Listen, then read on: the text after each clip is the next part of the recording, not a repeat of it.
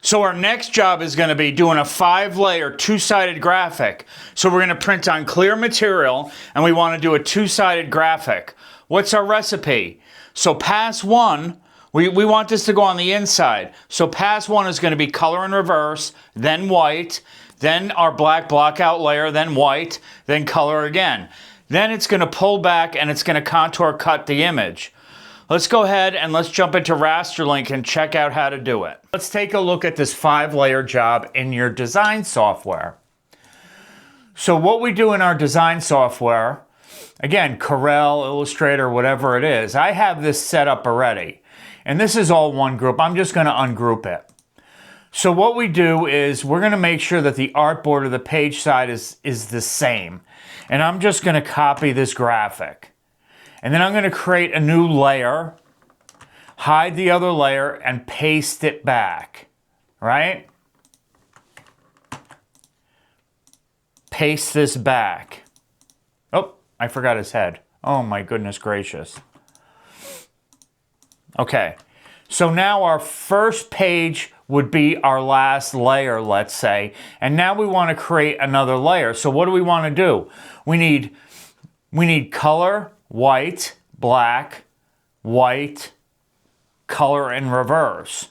So we just create separate pages or layers for our different layers in the image. So this would be our 5th layer or last layer. Let's take a look at this. So this would be our first layer.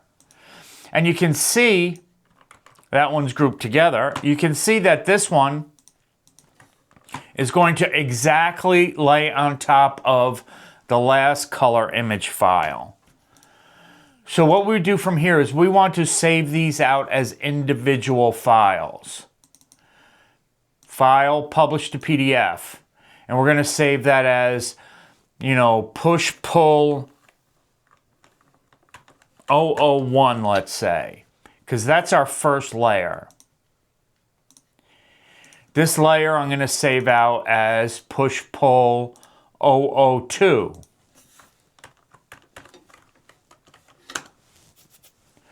And what we do is we're going to take that K file, right, that black file, and we're going to define it either as white or clear. So this is push-pull 003. Now you realize that these are all the same. I'm just running through the motions here so you can learn how to do it. Now this is our last file, and our last file or our top file, that's kind of where I like to put my cut lines.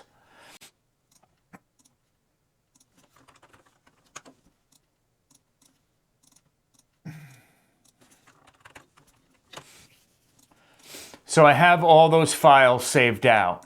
And you can see each layer is a separate file. Now we're going to jump into RasterLink and let's get all those files into RasterLink. So I can click on all of them and drag and drop them in. And I'm going to select 12 by 12.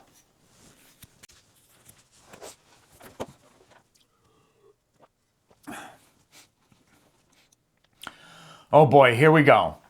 So these came in from the bottom to the top, not from the top to the bottom, but we're going to fix that. So there are 2 ways to create special colors in RasterLink.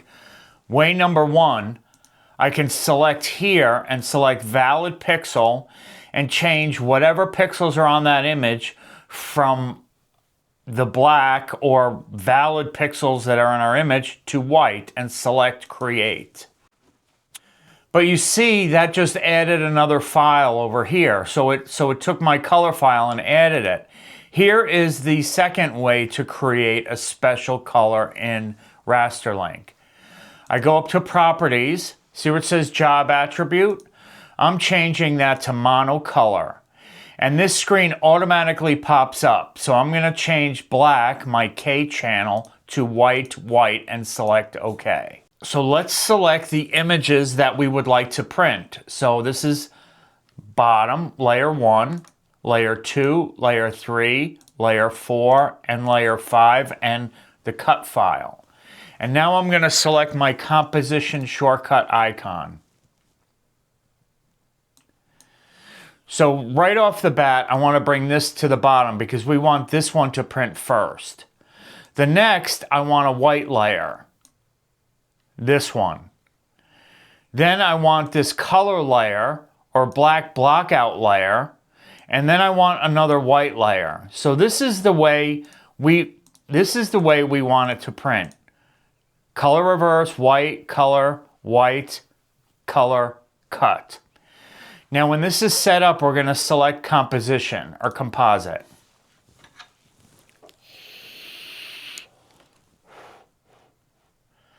You might want to check settings before print. That always comes up. All right.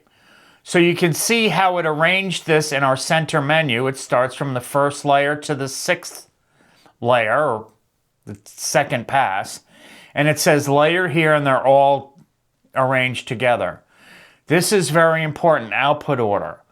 This is our first pass. It's going to do all these, and that's our second pass. Again, you're good to go. Go to General Print Settings, set it up as normal, and print.